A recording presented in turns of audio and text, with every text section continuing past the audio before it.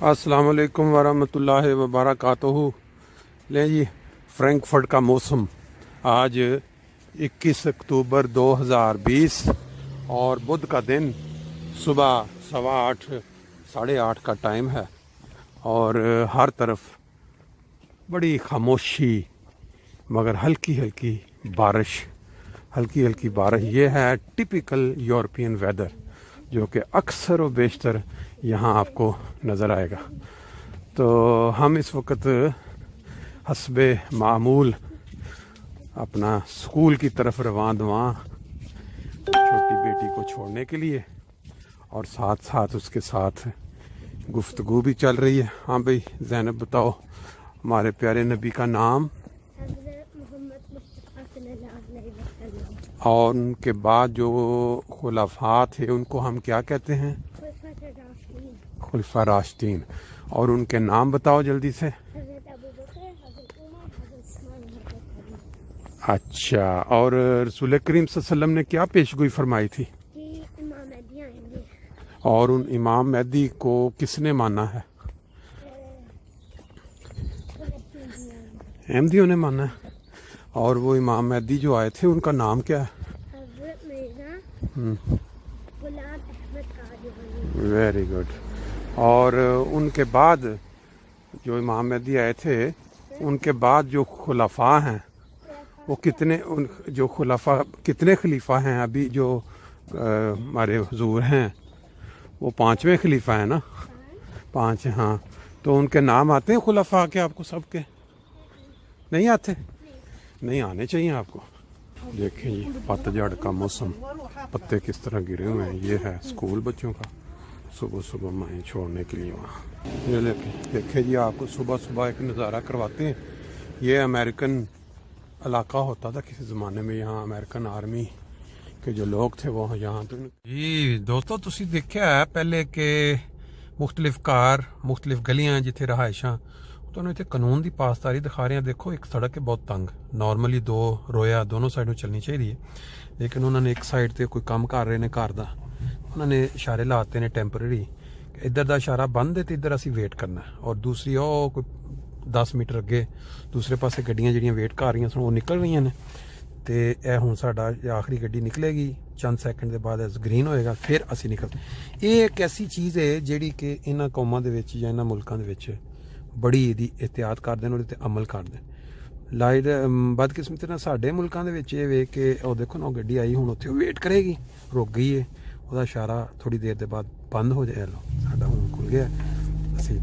ये ਜਿਹੜੀ चीज़ है ना, ਇਹਦੇ ਨਾਲ ਇਹਨਾਂ ਦੀ ਕਾਮਯਾਬੀ ਦਾ ਰਾਜ਼ ਹੈ कि जो कानून बनाया ਉਹਦੇ ਤੇ Dem Streckenverlauf 4 Kilometer folgen। ਹੁਣ ਤੁਹਾਨੂੰ ਜਾ ਕੇ ਦਿਖਾਣੇ ਆ ਉੱਥੇ ਛੋਟਾ ਜਿਹਾ ਇੱਕ ਸੈਰ ਵਾਲਾ ਟਰੈਕ, ਕਿਉਂਕਿ ਜਿਹੜੇ ਲੋਕ ਘਰਾਂ 'ਚ ਰਹਿ ਰਹੇ ਨੇ ਉਹ ਅੱਗੇ ਤੁਸੀਂ ਦੇਖ ਰਹੇ ਹੋ ਬਿਲਡਿੰਗਾਂ ਨਜ਼ਰ ਆ ਰਹੀਆਂ ਨੇ, ਉਸ ਤੋਂ ਕੋਈ ਕਿਲੋਮੀਟਰ ਹੋਰ ਅੱਗੇ ਜਿਹੜਾ ਤੁਸੀਂ ਸਵੇਰ ਦਾ ਇਲਾਕਾ ਦੇਖਿਆ ਚੱਲਦਿਆਂ ਇਹ ਉਹਦਾ ਸੈਕੰਡ ਪੋਰਸ਼ਨ ਤੁਹਾਨੂੰ ਦਿਖਾਣੇ ਕਿ ਇੱਥੇ ग्रीन सबज इलाका सरसब्स। इधर है ग्राउंड है छोटी जी जी उन्होंने बनाई है, अजकल करोना की वजह तो बेआबाद है। बाकी इतने थोड़ी जी सैर कराने तुहानू एक नहर के नाल ना, एक तो लाहौर दे विच नहर है बड़ी मशहूर, तो इत्थे इहो जिहियां नहरां अक्सर इलाकों मिलदियां ने जिन्हां दे नाल सैर वास्ते जगह बनी है। तो बाकी फिर अगे तुहानू नाल दिखाने खूबसूरत तरह के खेत जिहड़े इस टाइम बगैर किसी फसल तो ने। हुण इहदा खजां दा मौसम चल रहा, पतझड़ जिन्हों कहंदे ने, पतझड़। ए देखो पत्तियां दा भी ढेर। इधर फ्रैंकफर्ट का एक इलाका खत्म हो रहा, नवीं आबादी, फिर चंद किलोमीटर का फासले के बाद फिर अगे एक इलाका फ्रैंकफर्ट का शुरू हो जाता। तो तुहानू इधर लैके जिहड़ी नहर की जिक्र कर रहे हैं उहदे नाल थोड़ी वाक कराने ते नाल गपशप लाने। लो जी, साइन रेस्टोरेंट का भी आ गया। इत्थे जिहड़ी खास चीज़ है ना जर्नी दे विच वो ये कि जिहड़ी भी जगह तो तुसी पैदल चल रहे हो या तुसी अगे जा, उत्थे छोटे फासले ते तुहानू एक शील्ड लगी मिलती है कि इत्थों फलाना इलाका इन्ने किलोमीटर है साइकिल के जरिए, इन्ने किलोमीटर है पैदल जाने वास्ते। पूरी जर्मनी च इस तरह जाल बिछे इस तरह का ना। और बहरहाल सेहत के लिहाज नाल अगर देखो या खूबसूरती के लिहाज नाल देखो तो ये जिहड़ी चीज़ां ने बड़ियां खूबसूरत ने, देखने नाल तल्लक रखदियां ने। ਸਾਡੇ ਮੁਲਕਾਂ 'ਚ ਸਿਰਫ ਇਹ ਵੇ ਏਸ਼ੀਆ 'ਚ ਜਾਂ ਗਰੀਬ ਮੁਲਕ 'ਚ ਉੱਥੇ ਕੋਈ ਮੌਕਾ ਕਿਸੇ ਨੂੰ ਮਿਲਦਾ ਮਾਲਦਾਰ ਬੰਦੇ ਨੂੰ, ਤੇ ਉਹ ਇਹੋ ਜਿਹੇ ਮੌਕਿਆਂ ਦੇ ਉੱਤੇ ਆਪਣੇ ਜਿਹਨਾਂ ਬਿਲਡਿੰਗਾਂ ਬਣਾ ਲੈ ਜ਼ਬਰਦਸਤੀ ਤੋਂ ਮਰਜ਼ੀ ਮਨਾ ਕੇ ਤੇ ਉੱਥੇ ਕੋਈ ਚੀਜ਼ ਬਣਾ ਕੇ ਬਸ ਪੈਸਾ ਕਮਾਉਣ ਦਾ ਜ਼ਰੀਆ। ਲੇਕਿਨ ਇਹਨਾਂ ਮੁਲਕਾਂ 'ਚ ਇੱਕ ਲਾਭ ਹੈ, ਕਾਨੂੰਨ ਹੈ। ਗੱਲ ਚੱਲ ਰਹੀ ਸੀ ਤੇ ਤੁਹਾਨੂੰ ਫਿਰ ਦੇਖ ਲਓ ਸਾਈਕਲਾਂ ਦੀ ਗੱਲ ਹੋ ਰਹੀ ਸੀ ਤੇ ਲੋਕੀ ਆਪਣਾ ਸਾਈਕਲਾਂ ਤੇ ਵੀ ਨਿਕਲੇ ਨੇ ਤੇ ਪੈਦਲ ਵੀ ਨਿਕਲੇ ਨੇ। ਪਾਕਿਸਤਾਨ ਦੀ ਜਿਹੜੀ ਹਾਲਾਤ ਨੇ ਨਾ ਇਸ ਟਾਈਮ ਬਹੁਤ ਹੀ ਕ੍ਰਿਟੀਕਲ ਹਾਲਾਤ ਨੇ।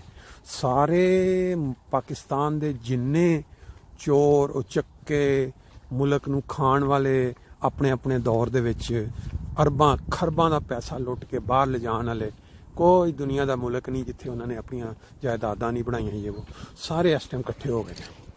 ਈਵਨ ਕਿ ਜਿਹੜੇ ਮੁਲਕ ਦੇ ਵਿੱਚ ਵੀ ਬਹਿ ਕੇ ਉੱਥੇ ਬਣਾਈਆਂ ਜਾਇਦਾਦਾਂ ਉਹ ਵੀ ਇਕੱਠੇ ਹੋ ਗਏ ਨੇ।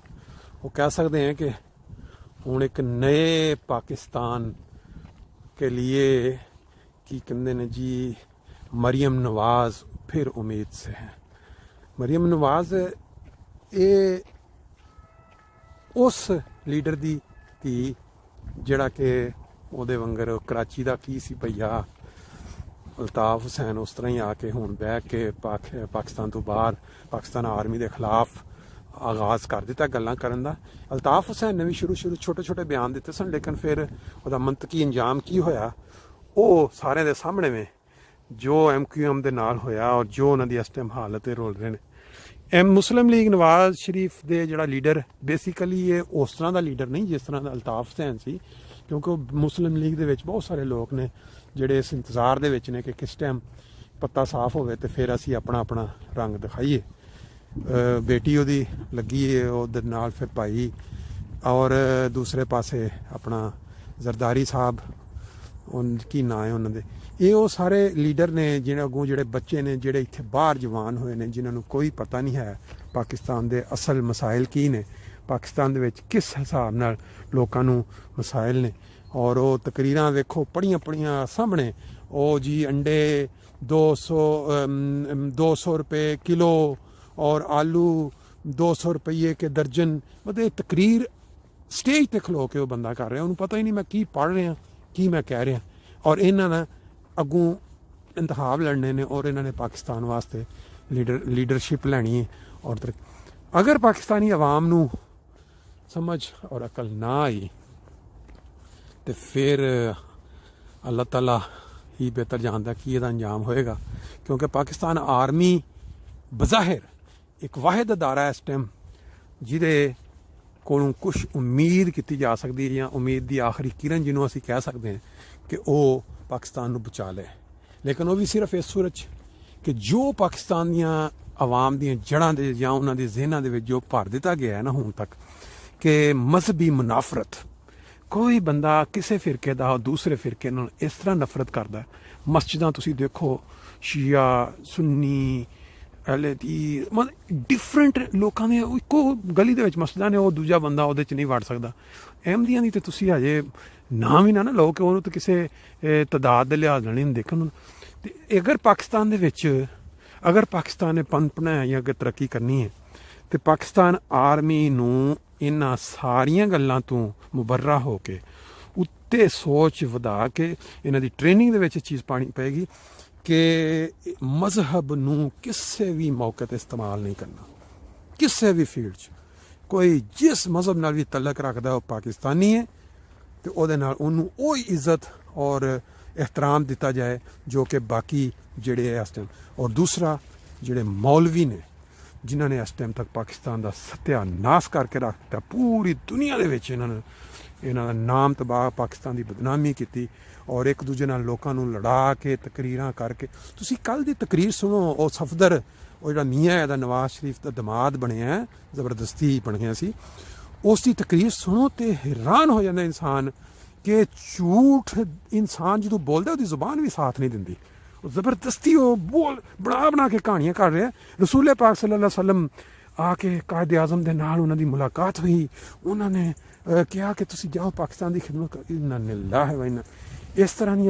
और वजह की है? वजह है कि जिहड़ी अवाम है अगे जाहिल जिहड़े अगे बैठे सुन रहे हैं और उन्होंने कोई किसी किस्म का कोई असर नहीं लै रहे कि यार एक बंदा वे उहदी जुबान जिहड़ी साथ नहीं दे रही ਗੱਲਾਂ ਦੀ, ਕਿਉਂਕਿ ਉਹਨੂੰ ਪਤਾ ਕਿ ਝੂਠ ਬੋਲਣ ਡਿਆ, ਔਰ ਝੂਠ ਵੀ ਐਸਾ। ਕਾਇਦ ਆਜ਼ਮ ਨੂੰ ਵੀ ਹੁਣ ਇਹਨਾਂ ਨੇ ਮਜ਼ਹਬ ਦੇ ਨਾਮ ਦੇ ਵਿੱਚ ਰਗੜਨਾ ਸ਼ੁਰੂ ਕਰ ਦਿੱਤਾ, ਮਜ਼ਹਬੀ ਬਣਾ ਕੇ। ਉਹਨਾਂ ਨੂੰ ਪਤਾ ਕਿ ਪਾਕਿਸਤਾਨ ਦੇ ਵਿੱਚ ਇਸ ਟਾਈਮ ਅਗਰ ਕੋਈ ਪਤਾ ਚੱਲ ਸਕਦਾ, ਕੋਈ ਬੰਦਾ ਐਸਾ ਜਿਹਦਾ ਮਤਲਬ ਹੁਣ ਪਾਕਿਸਤਾਨ ਦਾ ਜੀ ਬਾਪ ਹੈ, ਪਾਕਿਸਤਾਨ ਦੀ, ਉਹਨਾਂ ਨੇ ਜੀ ਉਹਨਾਂ ਨੂੰ ਰਸੂਲ ਅਕਰਮ ਸੱਲੱਲਾਹੁ ਅਲੈहि ਵਸੱਲਮ ਆਏ, ਉਹਨਾਂ ਨੇ ਆ ਕੇ ਉਹਨਾਂ ਨੂੰ ਕਿਹਾ ਬਿਲਮਸ਼ਾਹ, ਕੈਸੀ ਘਟੀਆ ਔਰ ਕਿਸ ਤਰ੍ਹਾਂ ਦੀ ਸੋਚ ਔਰ ਕਿਸ ਤਰ੍ਹਾਂ ਉਹਨੂੰ ਇਸਤੇਮਾਲ ਕਰ ਰਹੇ ਨੇ ਲੋਕਾਂ ਨੂੰ। ਕਮ ਅਜ਼ ਕਮ ਇਹਦੇ ਉੱਤੇ, ਇਸ ਬਿਆਨ ਦੇ ਉੱਤੇ ਅਗਰ ਜਿਹੜੇ ਮੌਲਵੀ ਜਿਹੜੇ ਇਹਨਾਂ ਦੇ ਮੁਖਾਲਿਫ, ਉਹਨਾਂ ਨੂੰ ਕੋਈ ਕਿਸੇ ਕਿਸਮ ਦੀ ਅੱਗ ਨਹੀਂ ਲੱਗੀ, ਮਰਚ ਨਹੀਂ ਲੱਗੀ ਵੀ ਬੰਦਾ ਕਹਿ ਕੀ ਰਿਹਾ। ਸਭ ਨੂੰ ਪਤਾ ਕਿ ਕਾਇਦ ਆਜ਼ਮ ਨੂੰ ਪਾਕਿਸਤਾਨ ਜਾਂ ਬਰੇ ਸਗੀਰ ਵਾਪਸ ਲਿਆਉਣ ਵਾਸਤੇ ਕਿਹੜੇ ਬਜ਼ੁਰਗ ਸਨ ਜਿਨ੍ਹਾਂ ਨੇ ਕਾਇਲ ਕੀਤਾ ਸੀ, ਕਿਹੜੇ ਜਾ ਕੇ ਉਹਨਾਂ ਨੂੰ ਮਿਲੇ ਸਨ। ਗਾਲਬਨ ਦਰਦ ਸਾਹਿਬ ਸਨ ਕਿ ਉਹਨਾਂ ਦਾ ਅਬਦੁਰ ਕਿ ਮੇਰੇ ਐਗਜ਼ੈਕਟਲੀ ਅਗਰ ਉਹਨਾਂ ਜਾ ਕੇ ਉਹਨਾਂ ਨਾਲ ਮੀਟਿੰਗ ਕੀਤੀ, ਉਹਨਾਂ ਨੂੰ ਕਾਇਲ ਕੀਤਾ ਕਿ ਤੁਹਾਡੀ ਜ਼ਰੂਰਤ ਹੈ। ਔਰ ਉਹ ਵੇਖੋ ਆਪਣੀ ਸਿਆਸਤ ਚਮਕਾਉਣ ਵਾਸਤੇ ਪਹਿਲੇ 4 ਦਿਨ ਪਹਿਲਾਂ ਉੱਥੇ ਜਾ ਕੇ ਮਜ਼ਾਰੇ ਕਾਇਦ ਤੇ ਗਾਲਾਂ ਕੱਢਦਾ ਰਿਹਾ, ਉੱਤੇ ਪਤਾ ਨਹੀਂ ਕੀ ਕੁਛ, ਤੇ ਉਹਦੇ ਉੱਤੇ ਪਰਚਾ। ਤੇ ਹੁਣ 2 ਦਿਨ ਬਾਅਦ ਜਨਾਬ ਉਹਨੇ ਨਾਲ ਹੀ ਕੀ ਬਿਆਨ ਬਦਲਤਾ ਕਿ ਰਸੂਲ ਕਰੀਮ ਸੱਲੱਲਾਹੁ ਅਲੈहि ਵਸੱਲਮ ਆਏ ਔਰ ਉਹਨਾਂ ਕਾਇਦ ਆਜ਼ਮ ਨੂੰ ਆ ਕੇ ਕਿਹਾ। ਤੇ ਇਹ ਸਾਡੇ ਮੁਲਕ ਦੀ ਸੋਚ ਹੈ ਔਰ ਇਹ ਸਾਡੇ ਮੁਲਕ ਦਾ ਅੰਦਾਜ਼। ਚਲੋ ਜੀ, ਅੱਲਾ ਹਾਫਿਜ਼। ਬਾਕੀ ਫਿਰ ਇਨਸ਼ਾਅੱਲਾ ਤਾਲਾ ਨੈਕਸਟ, ਅੱਜ ਤੁਸੀਂ ਸੈਰ ਕਰ ਲਈ ਨਾਲ ਨਾਲ ਔਰ ਇਲਾਕਾ ਵੀ ਵੇਖ ਲਿਆ ਸਾਰਾ।